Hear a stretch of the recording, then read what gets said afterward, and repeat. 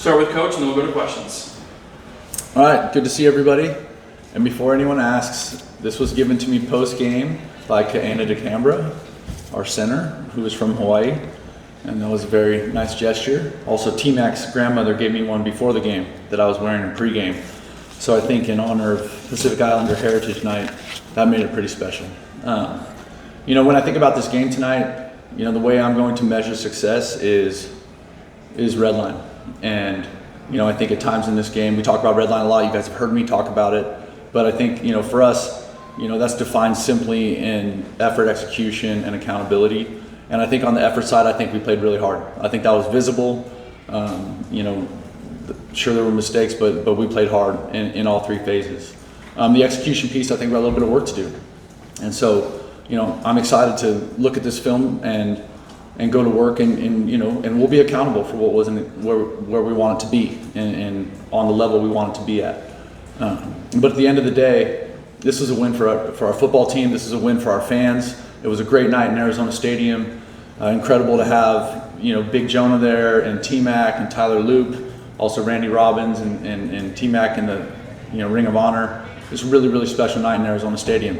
So we're excited about the start. We're excited about where we're going. We got work to do, we know that. But like I said, this was a good night, good win for our fans, good win for our team, and we're looking forward to what's next. Thank you, Coach. We'll go to questions. We'll start with Troy and then Michael. Just your assessment of the offense and your receiving core being able to play with that speed that you guys wanted and look for during the offseason. I think we have some room to grow there. You know what I mean? I think that part of it. We had a couple guys who are unavailable tonight who are impactful players at that position. But I think you also saw some guys do some stuff. You saw some freshmen get in there and mix it up and make some plays.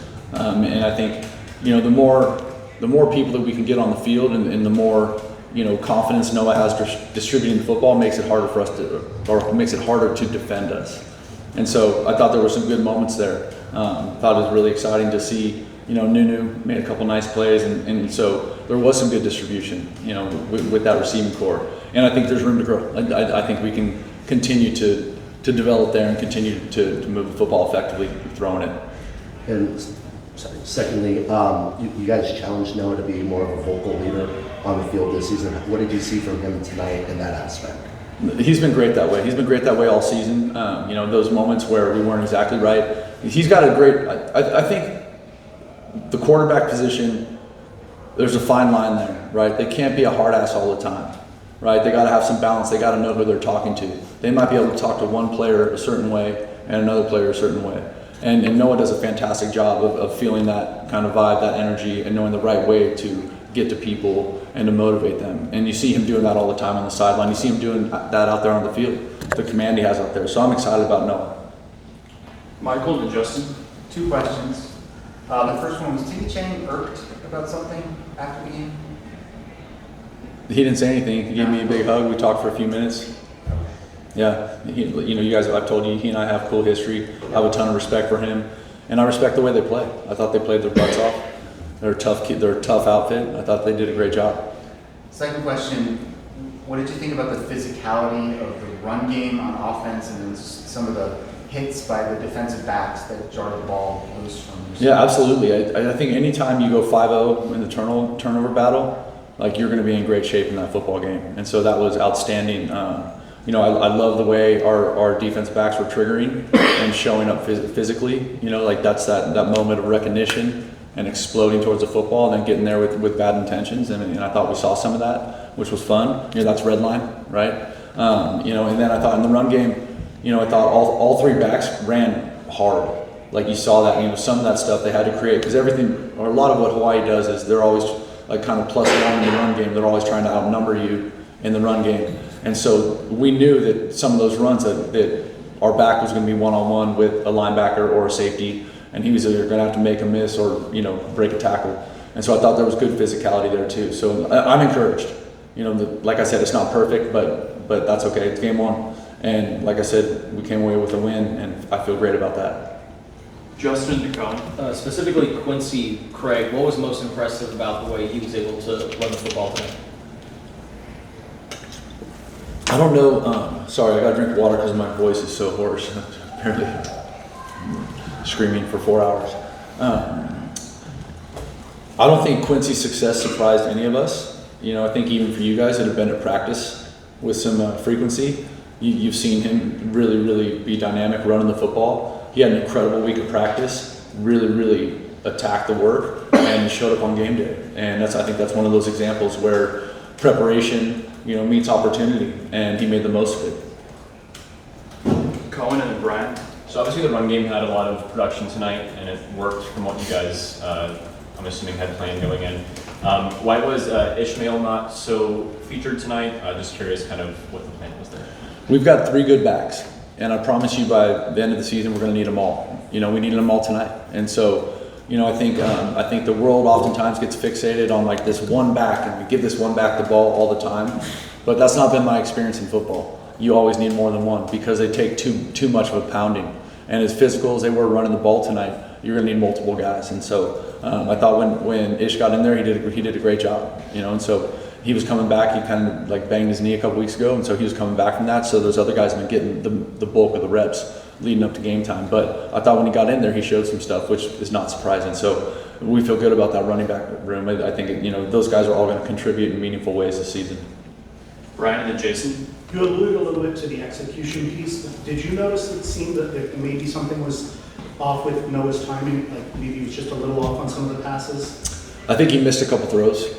You know what I mean? So it didn't look like timing. It just looked like, you know, he sailed 2 of them, the 2 down in the red zone, the one on the wheel route to Sam Olsen, and then it looked like he floated like a bang post to Spivey or Mizell maybe. I wasn't sure on that because it looked like the under coverage, like he was trying to maybe make it a top shelf throw because the under coverage was there and the space on the field is reduced, and so that ball needs to be played on the back line. But you know, I think that'll tighten up the more we play. Jason and then Jenna. Did you feel like Hawaii was trying to control possession early on, or was that just a matter of kind of what was happening offensively? I thought it was more of what was happening. I thought we, you know, like we scored quick, and so they kind of ended up having like you know, big long possessions, and our defense was playing well, right? You hold a team to 6 points, you feel good about that, right? So our defense was playing well, but you know, some of those drives got extended. You know, certainly some got extended late in the game by penalties or some of that stuff, but or missed tackle, and so like they just seem to have the ball more, you know, today. And then how would you assess the play of the offensive line?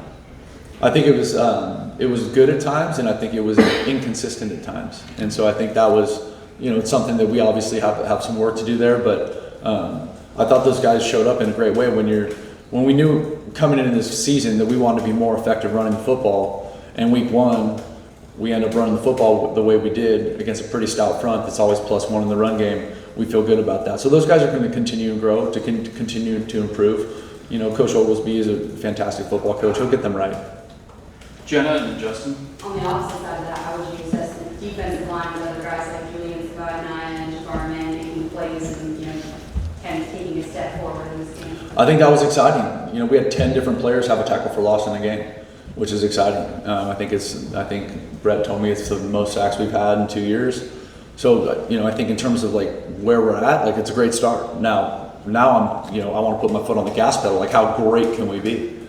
You know what I mean? And so I think when we look at that tape and evaluate, you know, what went well and what didn't, I think that, you know, we're going to really be excited about the stuff that was good, and then we're also going to be really demanding the stuff that wasn't quite good enough.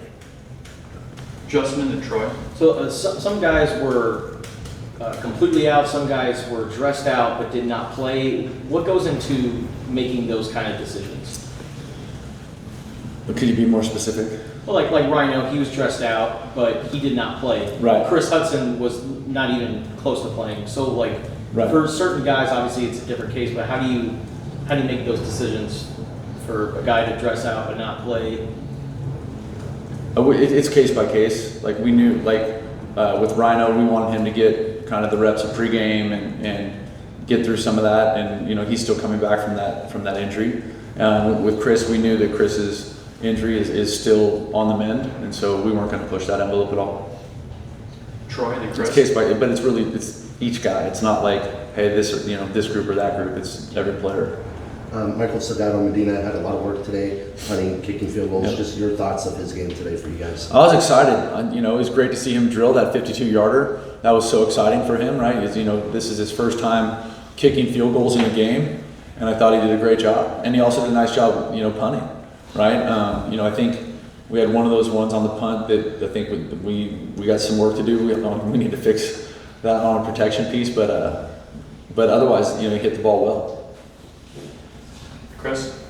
Gavin Hunter was a prime example of move on to the next play. He got called for the pass interference in the end zone and then turned around a couple plays later and got the pick. Just what have you seen, kind of his growth and maturity through this camp, and kind of in making his first start today? Yeah, I'm really excited for Gavin. He's a young man that's had a tremendous amount of growth in the last year, since the end of last season. And he's a super hard worker. He's a well-liked guy on the team. He's a tough guy. He's a physical guy. But to see him respond that way, that's just been such a huge message with our team, is responding. You get a holding penalty, respond, because it wasn't just a holding penalty. He got beat on the corner on 3rd and long on 2 plays before that, right? So I thought he did a great job of responding there. And for him, that's the most plays he's ever played in a game.